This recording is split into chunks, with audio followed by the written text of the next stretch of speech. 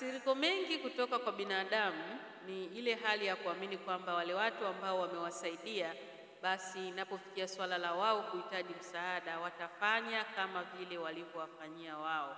Na hapa ndipo tunapoanza kutengeneza makasiriko, hapa ndipo tunapoanza kutengeneza laana nyingi, tunaanza kusema kila aina ya maneno.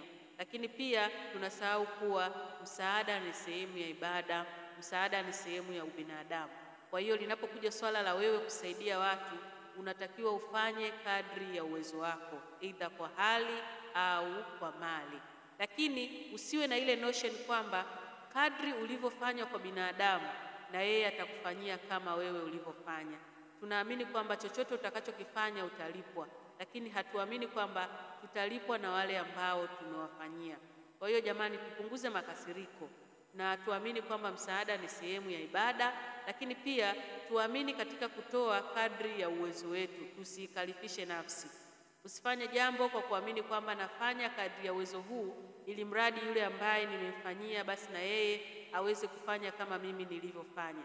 Hapana. Kumbuka kwamba haya ambayo unayafanya wewe, hata kama haupo, wapo ambao watakuja kufanya, na inawezekana hao ambao unaowafanyia hata kama wewe haupo watafanya hata kama wewe haujaweka kitu chochote.